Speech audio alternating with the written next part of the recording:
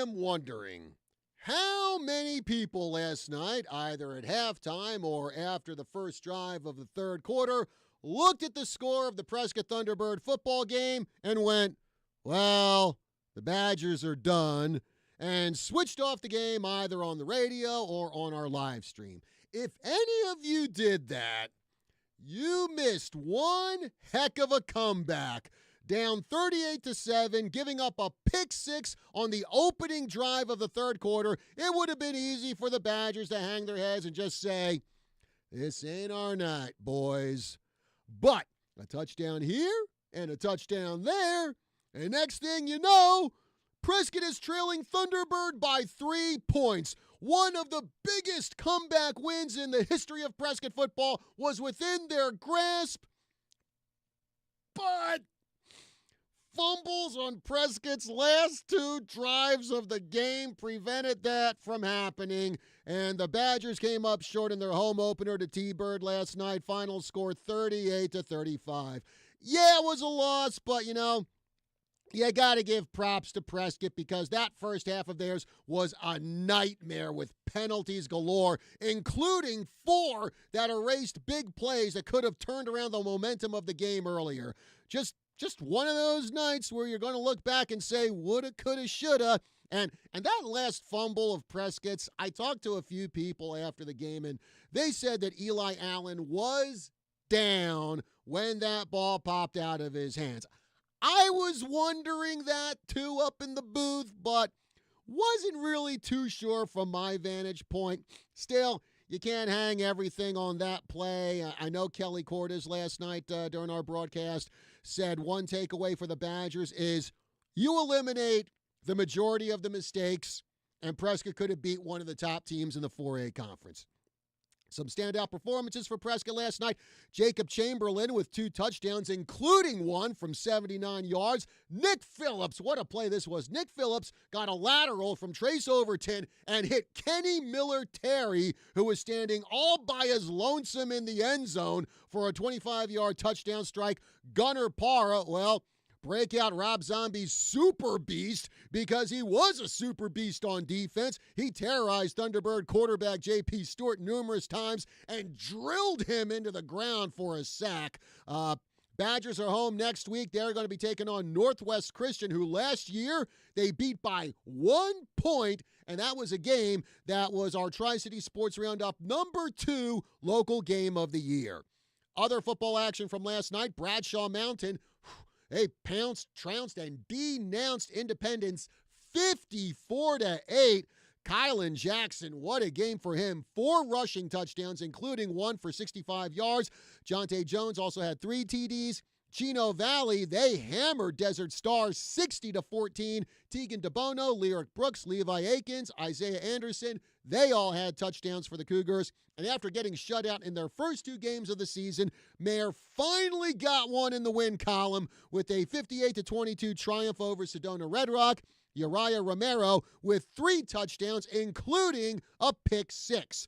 The local football teams last night going 3-1, so for the most part, a positive night for our Tri-City area teams. Speaking of that word, positive, that brings me to a really interesting video I caught this week from one of my favorite YouTube commentators, Snarky J, where she was talking about what she called the cult of positivity online. And you're probably saying, wait a minute, what's so bad about positivity, John? Everyone should be positive. Well, like everything else in life, positivity can be used for good and bad. And the bad for positivity is when these people in the cult of positivity see someone post something critical about something they love, usually Star Wars or the MCU. They totally lose their minds. They and scream, and they go, well, if you don't like it, don't watch it. Stop ruining it for the rest of us.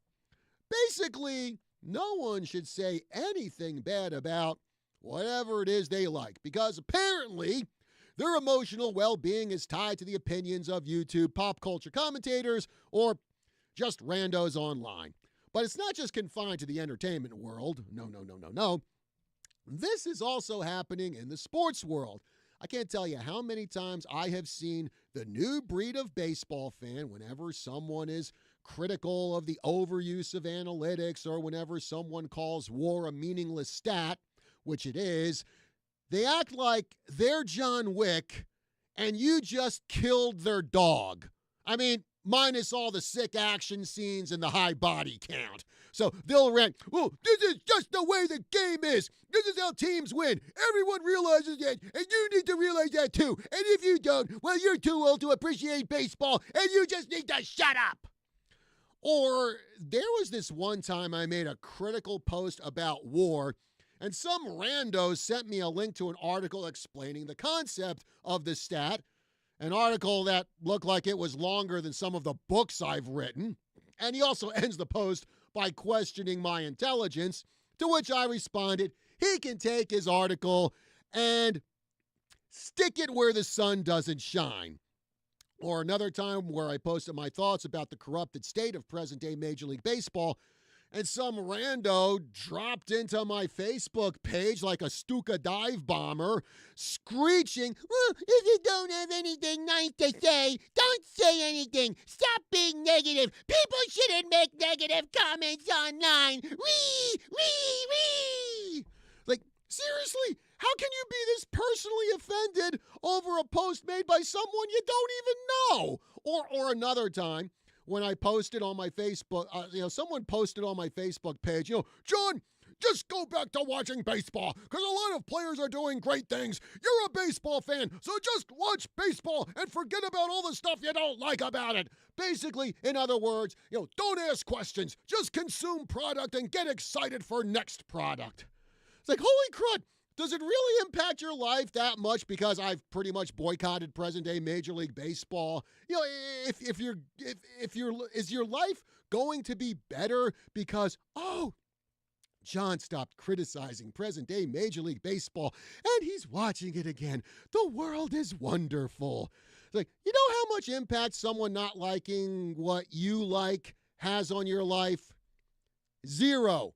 Big fat zero. Okay, here's a perfect example. Most of the rest of the world doesn't like the movie The League of Extraordinary Gentlemen, which, for those of you not familiar with it, it's basically the Avengers, only with 19th century literary characters. It's also a movie that made Sean Connery quit acting altogether.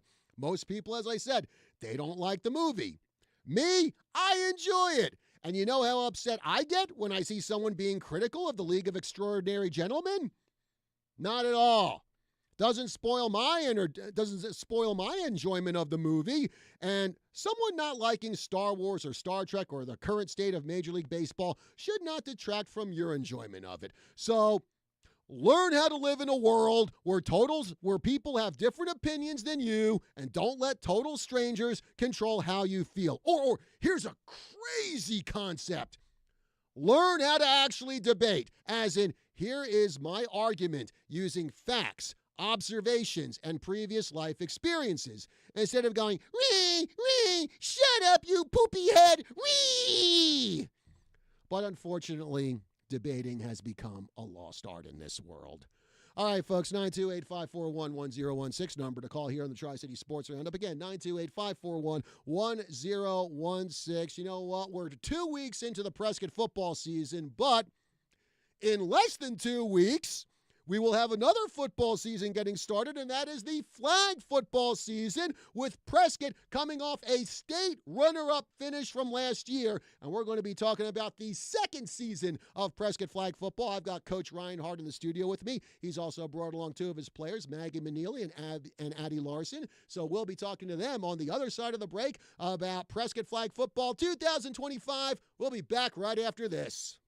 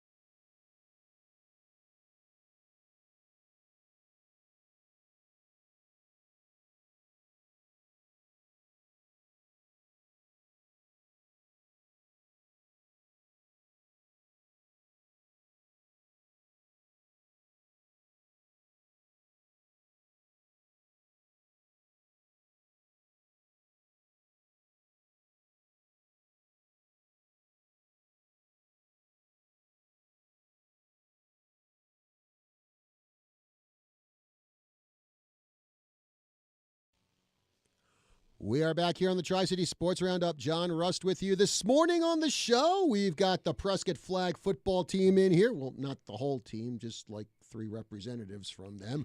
The studio ain't that big. Anyway, on the show today, we've got Coach Ryan Hart. We've also got 2 of his players, Addie Larson and Maggie Maneely. Guys, thanks for being with us here this morning. Thanks for having us. Okay, so Coach, here it is, year number 2 for Prescott flag football. Year number 1, I think, exceeded everyone's expectations as you guys finished as the state runners-up, and your only loss of the season was in that state championship game. So after a season like that, what you raised the bar so high, where do you go from here now for season 2? I think I kind of know the answer to this one, I guess. You know what? We had a lot of fun. That's the core of what we did last year, and then the wins kept piling up, and the defense was great. Coach Dupree did an amazing job making sure that we weren't behind very much, if ever, all the way until, for against Bradshaw, we were behind for a little while. But for most of the season, we played with just a lot of energy and fun, and we didn't know exactly what we were doing and who was going to play where and how we did it all. But it came together towards the end of the year. But just being a program now and having a summer off-season program and getting back after it and having that chip on our shoulder of, okay, we almost really ran the table all the way to the end. So let's get back to work and marry the process and work hard every day, and that's what these kids have been doing. So we're just happy to be part of the athletic landscape here locally, and we're just excited to get going and give it another shot. We've got a lot of returners. So, Maggie, looking back at last year, again, the very first season for Prescott flag football, when you look at last year, are you still amazed by just how good this team did in its very first season of flag football? Yeah, it was insane. I never expected really anything. There were no expectations for the team going into it, because all I had done for flag football before the first season was powder puff. And I had never watched flag football. I'd only watched tackle football, so there were really no expectations. And then when we went to the state championship, it was really an eye-opener. And Addie, for yourself, you look back at last year, just how pleasantly surprised, I guess, were you with how far Prescott made it? I was fairly surprised. I can't say that I was all that surprised, just because I feel like our team had a lot of talent and we were all of us had come from other sports, and it was none of us were new to sports, and it was just really cool to see that we could all learn something new and it be able to go to the highest level that we could. So Maggie, you go back to last year, everything was new for you girls. So I guess along with having a great season, getting that close to a state championship, it was also a learning experience for everyone out there. Now that you have that year's worth of experience under your belt, what are, I guess, some of the differences now in practice this year, now that this whole thing isn't new to you compared to last year? Well, it was a lot more competitive in practice, I would say. There's more expectations to do well. But also, everybody should know more than they did last year. They have a year under their belt, so just getting better every day with learning the plays and learning how to work with each other. It's just a lot more expectations on that side. And Addie, what are some of the big changes you've seen in practice, the way you guys are doing practice this year compared to last year?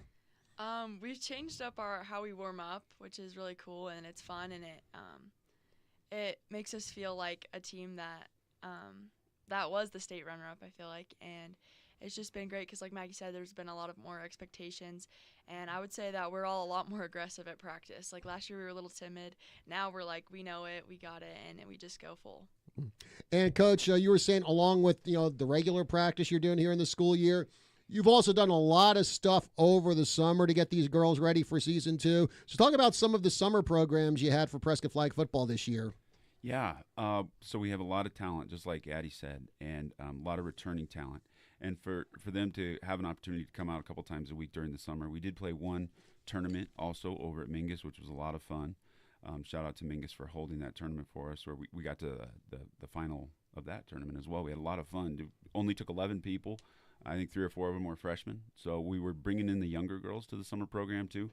And, once we had the fundamentals, which we've done a lot of, now we're able to have some fun with locking in and taking it to the next level with execution, and that's what the summer program allowed us to do, getting together multiple times over most of the summer, because the tournament was in June, and then we did twice a week all the way into July, and then we even increased it after that. So some may say that we've done a little too much this summer, but we were all so excited to get back on the football field and see what we could do to improve each other and just to keep working. And I think that's how it's kind of come together. So we're grateful to have that off season and to have these 11 seniors that are going to be graduating come back and lead those younger girls into a program that has now been established at some level. It's just really fun to watch and fun to be a part of. That's what I was going to say next. You talked about how you have a lot of returning experience because you only lost 2 players from last year's team. Granted, they're really, really good players, and Alana Gilray and Delaney Courtney, who, of course, had that memorable pick 6 in the Final Four state game against Coconino. But even with those 2 gone, I mean, how big was it to have pretty much the entire team coming back for this year? You know, again, minus Alana and Delaney. Yeah, so, I'm kind of low-key dedicating this coming up season to those seniors that came out to really help us get to where we got to last year. But you can't deny these girls that were juniors last year. I mean, the upperclassmen in general coming out for a brand-new sport, I just think it's courageous. It's special to get out there and mix it up and bring their talents. And even if their history hasn't been in football, they brought all their talents to do what they could do. So they showed everybody in the country. And now, schools across the nation know who Prescott High School is with flag football now, so it's kind of cool to know that happened. But it would have never happened without this special now senior class that we have, and having them finish strong as best they possibly can is a big goal of mine this season, because they've set a legacy. They started this program essentially, with the help, of course, of the seniors last year, but they've taken us to places that we didn't know we could go, and it was because of their courage and just playing for each other the entire season and bringing what they had to the table. So, Maggie, after last year's incredible season for Prescott flag football, did you find more of your fellow athletes over at Prescott High School coming up to you and go say, hey, Mags, how do I get in on this flag football thing? Because you guys are looking really good out there, and I want to be a part of it. Yeah, there were a lot of freshmen that I knew coming into high school that were pretty excited about flag football after we had made it to the state championship.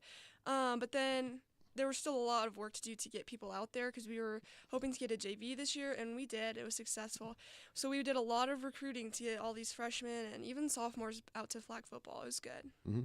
And Addie, just your thoughts on how flag football is becoming a lot more popular among the female athletes over at Prescott now after that great season you had last year. Well, I haven't really talked to the younger classmen at our school a lot, only the ones who have come out to play, and they're like, I'm super excited. But I've talked to some of the girls I know in 8th grade, and a lot of them are like, yeah, I'm thinking about playing flag football. And I'm like, yeah, you should come out and play. So that'll be cool. Great. Take them out. Also, Addie, after last year, you get to the state championship game. You have a 15-1 season. Now there's a target on your back. So talk about now the pressure that I guess you girls have to have an even better season than last year. Yeah, I feel like everybody's going to want to be like, we got to beat Prescott. It's our year this year. I mean, we only lost 2 girls, but like you said, they were 2 of our really best players. And so I'm wondering if the other teams are thinking, like, we got them this year. We could do it this year, but we'll see. Okay. Well, folks, in the studio with me today, I've got Coach Ryan Hart, along with 2 of his players, Maggie Maneely and Addie Larson from the Prescott flag football team. Of course, last year's state runners-up in the 4A conference. They will be starting their season September 15th. And how about this? Their season opener will be against St. Mary's, and that'll be down in the Phoenix area. So it's going to be a rematch of last year's state championship game. All right, we're coming up to a break. But before we go to break, folks, guess what? For the first time in the 2025-2026 season, it is 3 Stars of the Week time, our first 3 Stars of the Week of the season. So let's see who shined over the past 7 days. We're going to start with the ladies.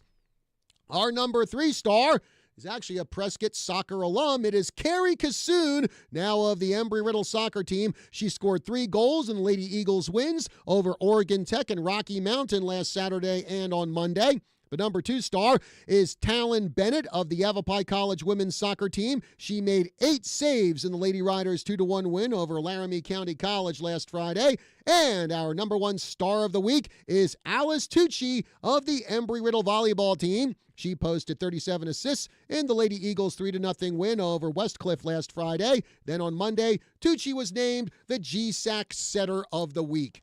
Now for the guys, our number 3 star is Gio Puglisi of the Prescott football team. He had 3 touchdown passes in the Badgers' 49-3 rout of Greenway last Friday. The number 2 star is Nitai Bental of the Embry-Riddle soccer team. He had a hat trick in the Eagles' 4-2 victory over Nelson on Wednesday. And our number 1 star of the week is Kenny Miller-Terry of the Prescott football team. KMT had a one-handed touchdown catch and a pick 6 in the Badgers' 49-3 triumph over Greenway last Friday. Congratulations to all our 3 stars of the week. Break time here on the Roundup. We'll be back with more right after this.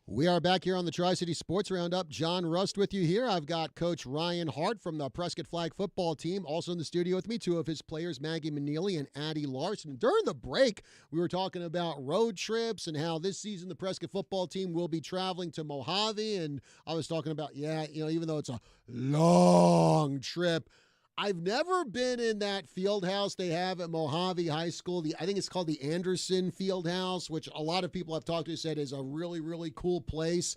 And actually, you guys were there last year. And Maggie, I know you were saying it was kind of like a weird environment to play in, actually. So tell us what it was like playing in that field house. It's interesting because the lights like fake you out a little bit, so it almost just feels like you're in a dream. It's really weird playing in that field house. But I think my freshman year was hardest for me, and then I think it's gotten easier the more I go. But yeah, for sure it's a weird environment, but it's cool. Yeah, because you've actually played not just for flag football, but you've also been there for soccer too, right? Yeah. And Addie, what about your experiences there at the field house? It's kind of the same. It just kind of feels like I feel like it almost kind of helps me focus on the game more because I'm not thinking like you walk in there and it's just like everything else is gone. It's really cool. And Coach, you guys get to go back to the field house this year too, huh? Yep, we're ready to make the long trip and go up there and hopefully perform well again. We have a really funny memory there where our quarterback actually got her pants pulled down inadvertently, so everybody laughs about that. And people that were watching at home on TV, they saw the entire Prescott team fall on the ground, and it looked like they were all sick or something, but everybody was just laughing so hard at what had happened. So it's a fun trip. It's a fun time to be up there, and it was a fun team to play too. Good. And actually, you're going to be real road warriors this year because along with Mojave, you're also going to Lee Williams. In fact, that's going to be the regular season finale on November 3rd, and you've also got a trip up to Monument Valley coming up in a few weeks. So you're going to be logging some serious miles this year, huh? Yeah, we are. I don't think our athletes are any strangers to these long road trips. They've all been doing this for a long time. So we'll be prepared. It adds a little level of complexity and difficulty to get up there and be ready to go. But we're going to embrace it and have a lot of fun just like we always do. Okay. And, well, let's get to know the Prescott flag football team a little bit more. Let's do a lightning round, which I did not brief Maggie and Addie on. Now they're going, oh, geez, what did we sign up for here today? Maggie, I'm starting with you here. Who on the Prescott flag football team would you say is the best dressed player on the team? Who is the team fashion plate? I'd probably say Marley Van Wormer. Okay.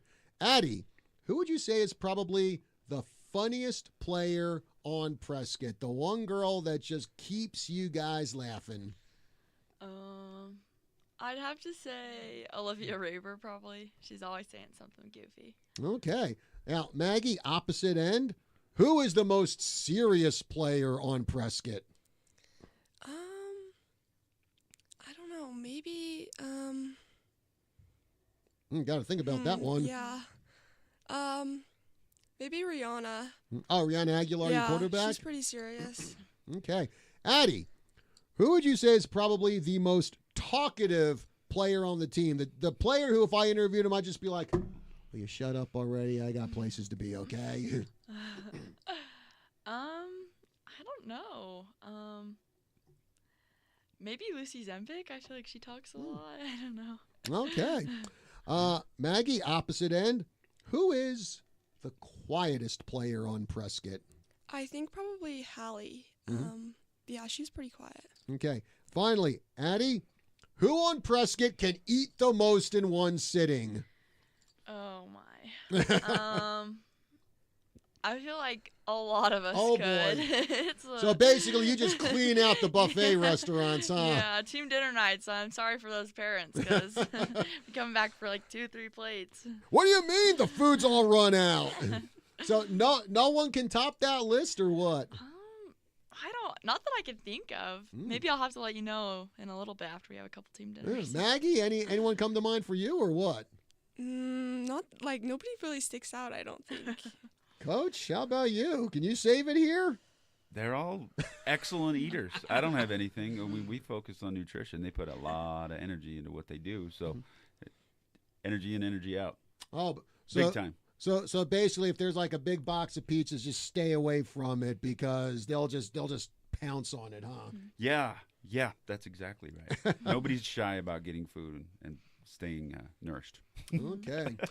All right. Well, Addie, we were talking about, of course, last year's state championship game with St. Mary's. And along with the loss, you had an unfortunate experience in there. You had a knee injury that actually kept you out of the soccer season. And, of course, soccer, they were also the state runners-up last year.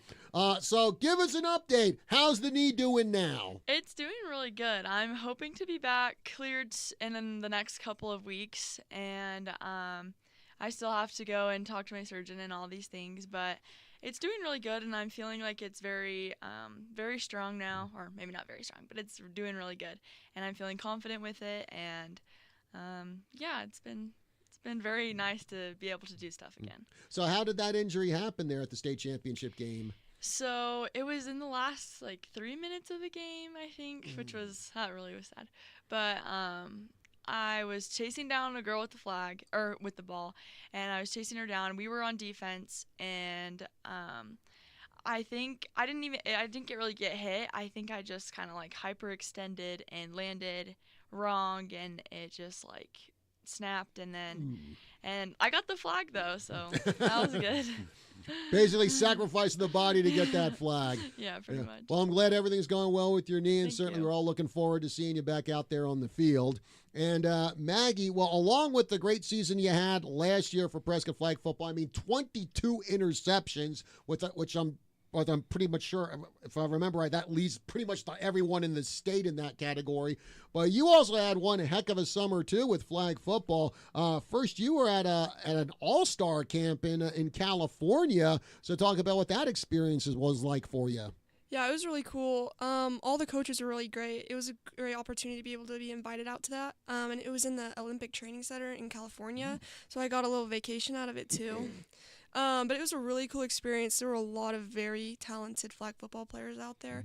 And it really showed me that there's a lot more to work up to than what I've already done. So I think it was a really good opportunity to be able to go out there and just compete against a lot of these talented people. And, of course, that wasn't the only, all-star event that you took part in. Arizona Cardinals actually had an all-star event down at State Farm Stadium, I believe, a month or so ago, and you were part of that. So tell us what that was like. Yeah, that was really amazing. That was probably one of the coolest things I think I've done. They had a media day prior to the actual game, and that was really cool. They were very well organized, and that was impressive. I really noticed that. And then going to play that game, it was so interesting because the build-up before the halftime, I was so nervous, and it was hard to watch the game. I just couldn't stop thinking about the halftime. And I got down to the field, and it was one of the coolest things I've ever done. I was just staring up at the crowd. It was so cool.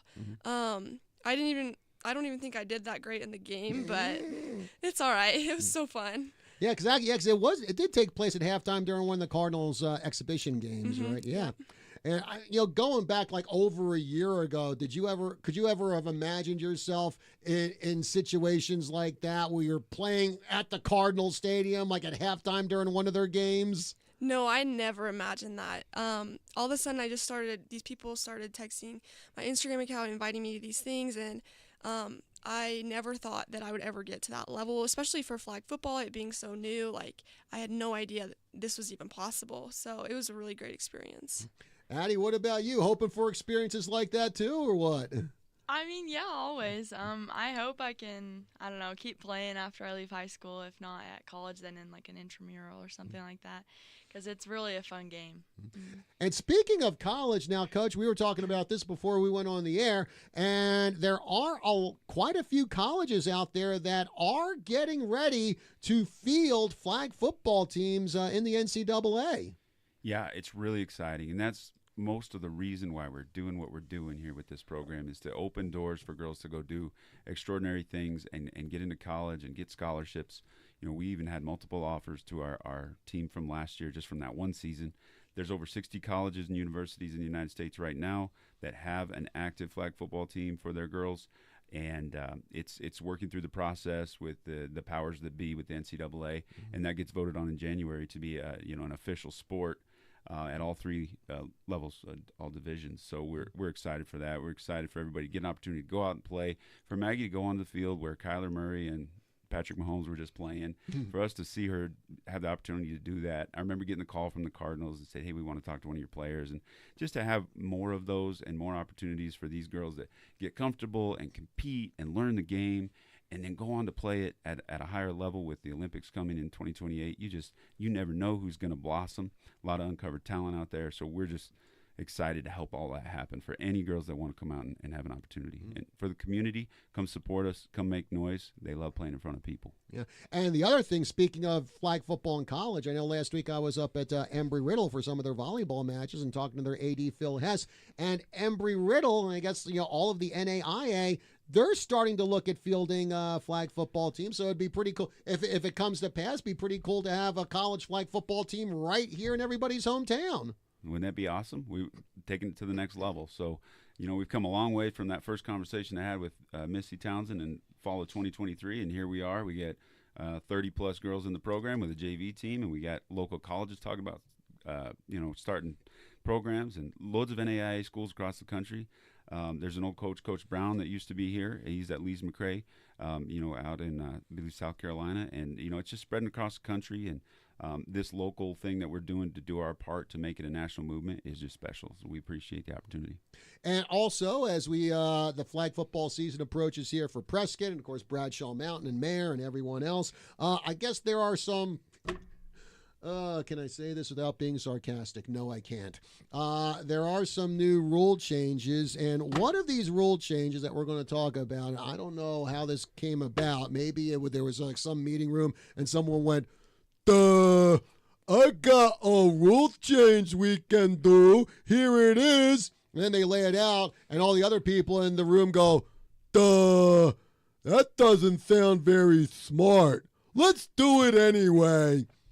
So what is this new rule that I was so sarcastically talking about here, Coach? So diplomatically, we engage in the process of a national rule book, right? And Arizona is no exception. We're one of the pioneers, one of the first top 10 states, I think, that ever started this game as a sanctioned high school sport.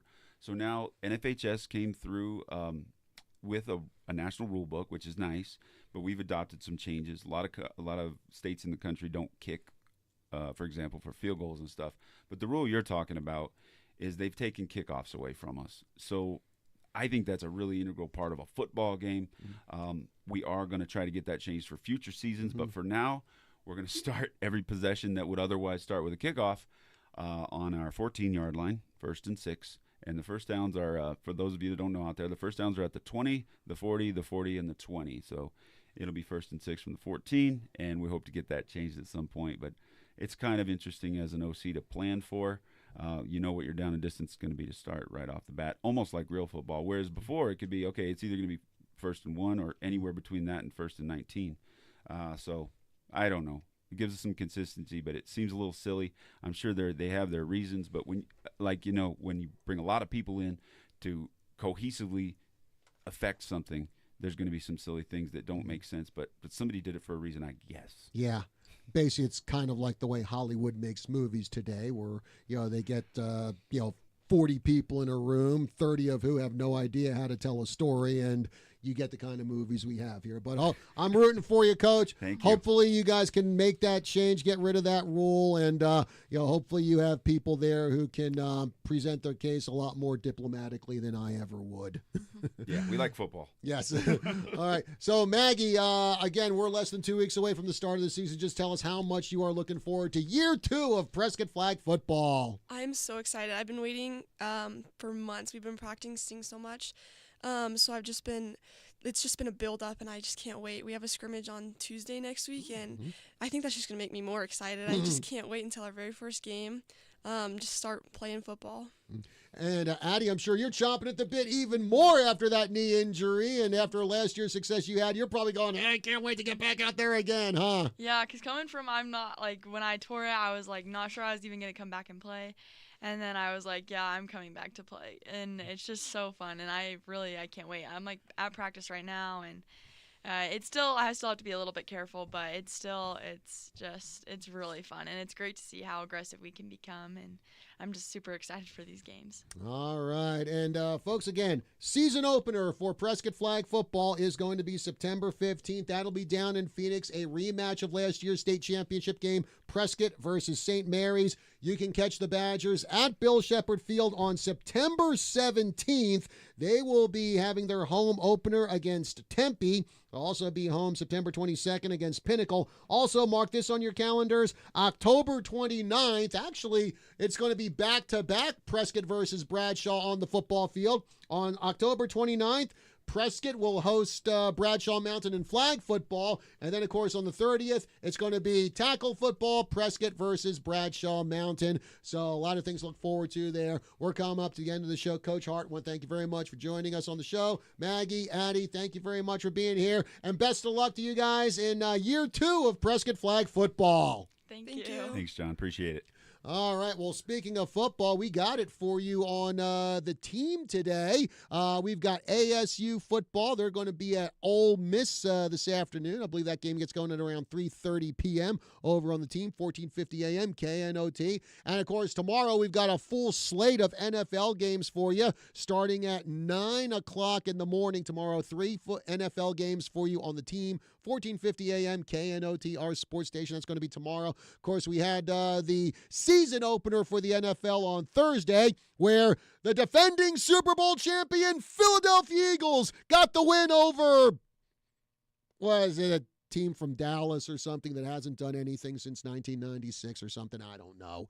But actually, Philly got the win after, about a half-hour lightning delay, which I don't think I've ever seen in an NFL game. And hopefully we don't see that again either. But anyway, a lot of football for you on our sports station, the team, 14:50 a.m. KNOT. Next Friday here on KYCA, Prescott football versus Northwest Christian over at Bill Shepherd Field. 6:45 pregame, 7 o'clock kickoff. Join us on KYCA for that. All right, folks. Dr. Hancock coming up next here on KYCA, followed by Drive Time AZ at 10.